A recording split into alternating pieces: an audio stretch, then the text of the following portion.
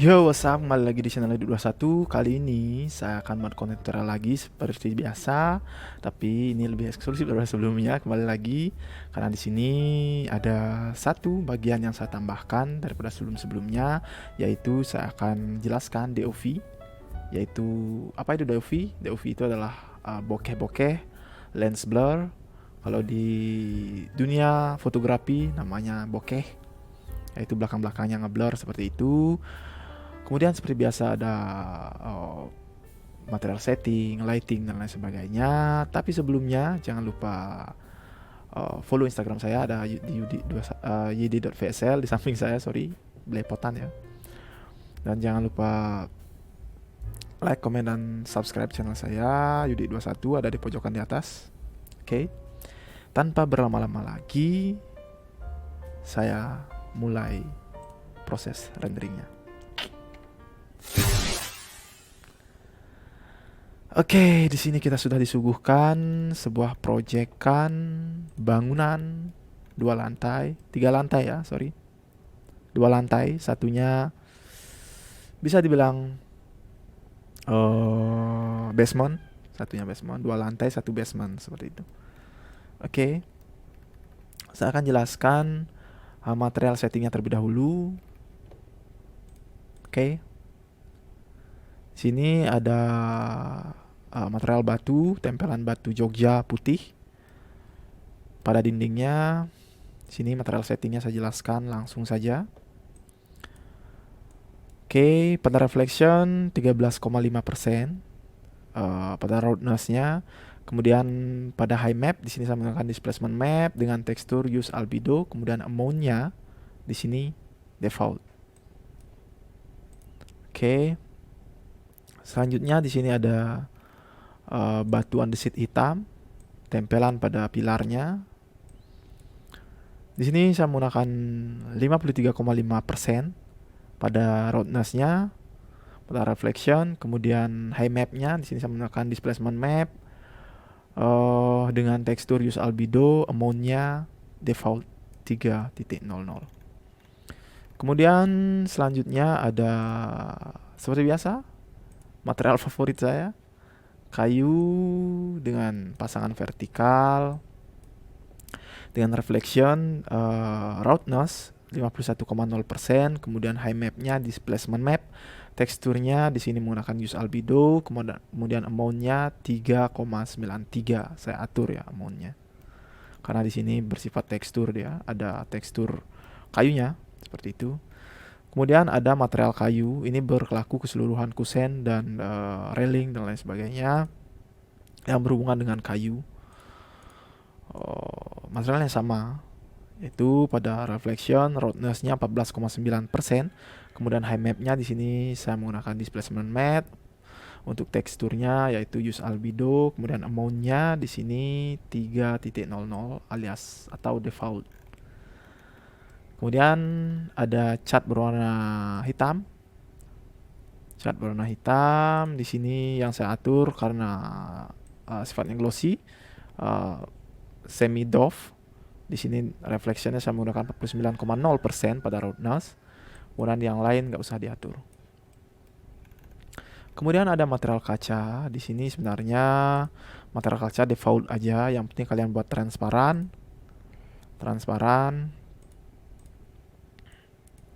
Kalian buat transparan. Kemudian yang saya atur di sini spekularnya 100% saya gunakan agar lebih merefleksi. Tujuannya agar lebih merefleksi. Oke, kemudian di atas di sini ada material atap. Di sini menggunakan atap genteng beton ya. Genteng beton. Sini pada reflection saya gunakan 44,7% pada roughness. Kemudian pada high map di sini saya menggunakan bump map, bisa juga displacement map. Kemudian teksturnya use albedo. Oke. Untuk material setting, kemudian ada rumput. Sini yang di belakang nggak usah saya jelaskan karena yang terlihat saja yang saya jelaskan.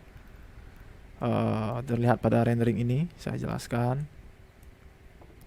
Sebenarnya settingan materialnya sama seperti konten-konten saya sebelumnya, video-video saya sebelumnya, tapi ada beberapa tambahan material, dan juga karena posisi bangunannya, posisi materialnya, posisi ruangannya berbeda daripada sebelumnya, tentu lighting dan lain sebagainya, global illuminationnya itu mempengaruhi sifat material seperti itu. Makanya di sini saya jelaskan kembali.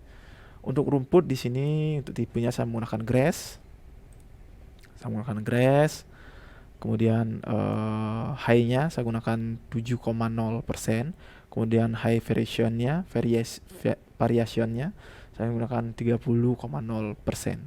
Dan yang lain nggak usah diatur.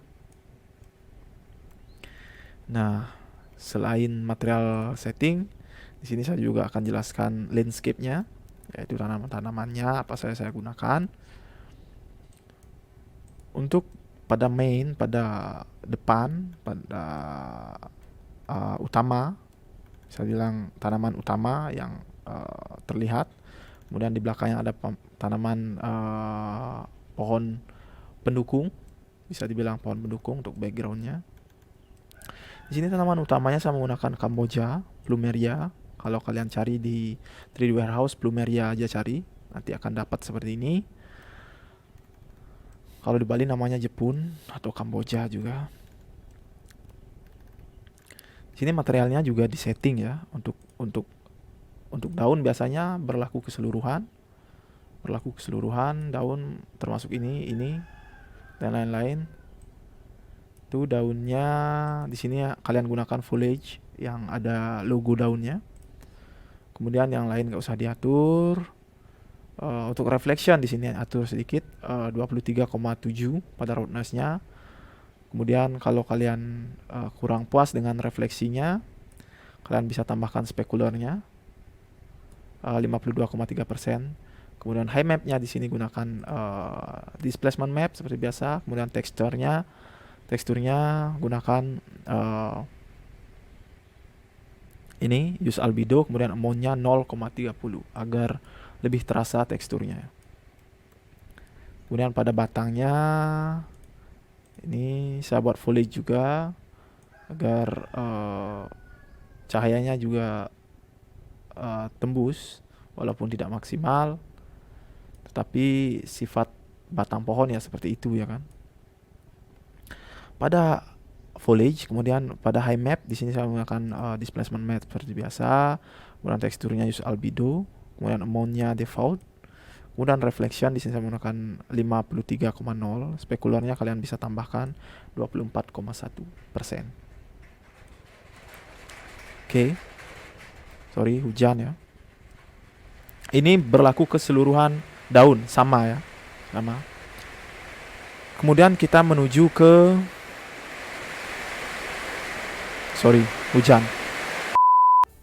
Oke, sorry tadi ada gangguan teknis sedikit. Kita lanjut.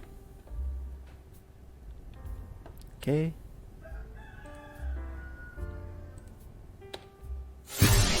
kita lanjut ya. Untuk daunnya, settingan daunnya berlaku keseluruhan daun, sama settingannya, gunakan foliage saja. Kemudian pada reflection saya menggunakan 53,0, sama semua. Saya akan jelaskan sedikit apa saja yang saya gunakan untuk tanaman pendukung. Kemudian tanaman utamanya apa saja. Untuk tanaman utama di sini saya menggunakan Plumeria, kemudian Kamboja. Kemudian ada ini talas, kemudian ada ketapang kencana, kemudian ada pisang-pisangan di depannya. Tapi saya jelaskan scene ini saja apa saja yang terdapat di sini. Kemudian di belakangnya tanaman pendukung di sini saya menggunakan pohon kelapa. Kalian bisa download di 3D Warehouse, kalian cari coconut tree saja. Kemudian di belakangnya di sini ada tanaman ada background melingkar seperti ini.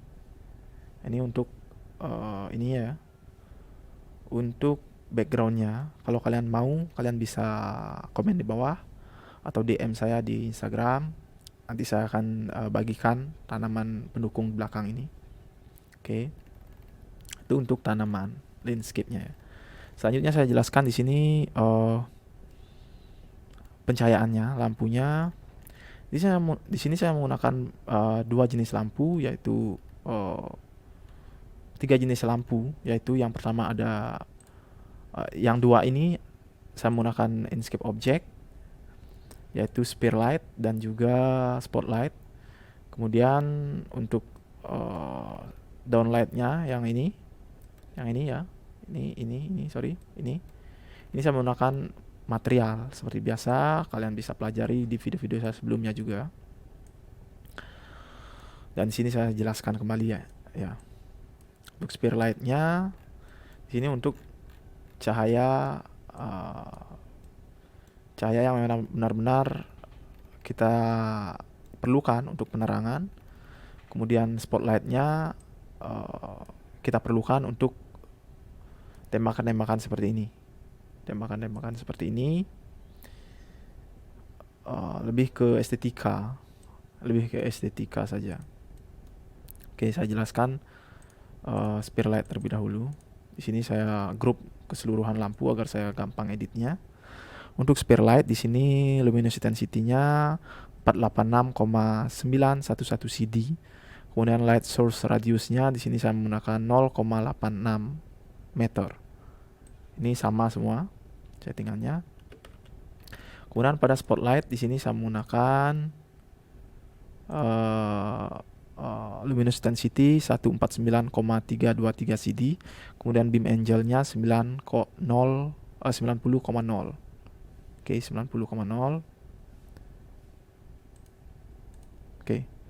90,0. Oke, kemudian untuk downlight di sini saya menggunakan material editor. Menggunakan material di sini kalian bisa gunakan tipenya self illuminate seperti biasa. Luminance-nya 100.000 CD per meter persegi. Kemudian color-nya di sini kalian bisa gunakan ini orange. Oke, itu saja untuk lighting. Kita langsung saja ke visual settingnya. Visual setting pada bagian main di sini yang saya atur FOV-nya, field of view-nya di sini 81 derajat. Sesuaikan dengan desain kalian, dengan bangunan kalian juga. Kemudian pada DOV, nah ini yang terpenting, DOV ini yang saya jelaskan tadi di awal, yang saya sebut tadi di awal, yaitu bokehnya ini. Bokeh ini kalian bisa aktifkan DOV sebelumnya seperti ini, jadi tidak nampak bokehnya. Kalian bisa tambahkan bokeh. Semakin kalian tambahkan seperti ini, maka semakin ngeblur.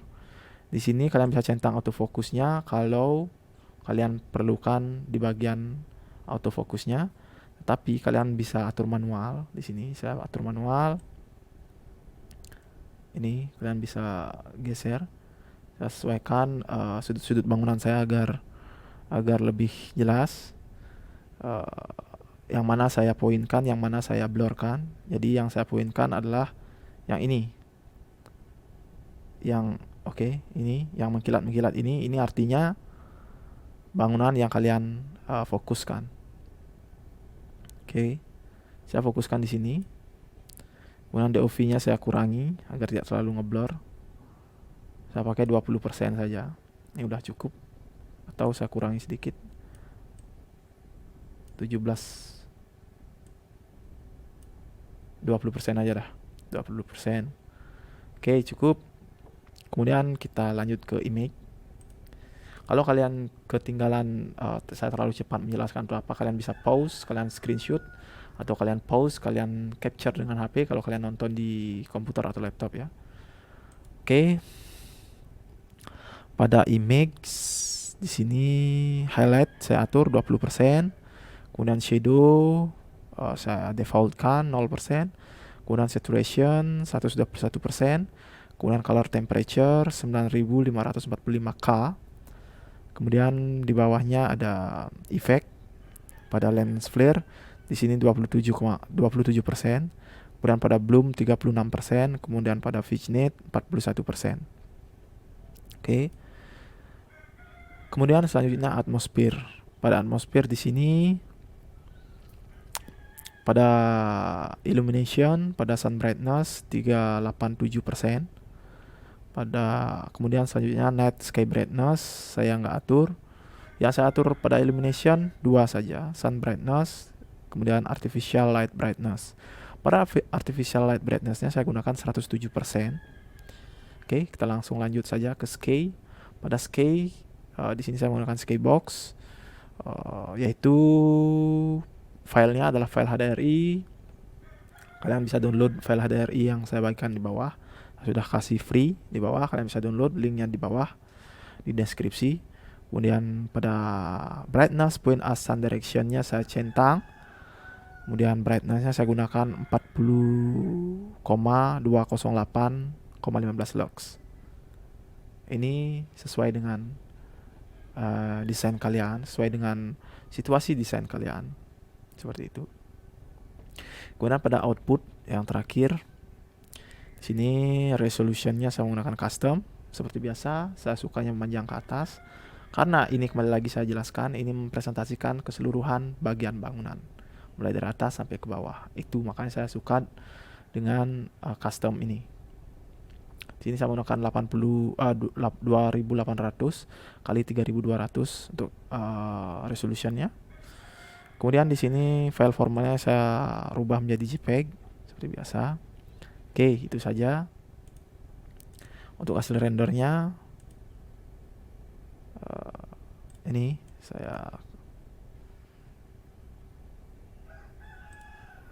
hasil rendernya sudah sempat saya render tadi.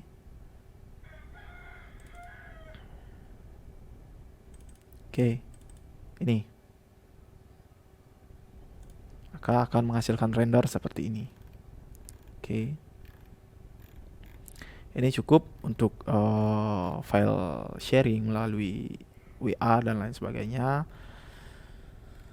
Dan juga untuk print juga cukup, terkecuali kalian gunakan ukuran print outnya banner dengan ukuran lebih dari 1 meter full space, itu kemungkinan kurang bagus atau pecah. Kalau masih di bawah A0 itu masih bagus. Oke, semoga bermanfaat. Tutorial kali ini bisa membantu kalian dalam proses rendering juga. Oke, see you next time. Terima kasih.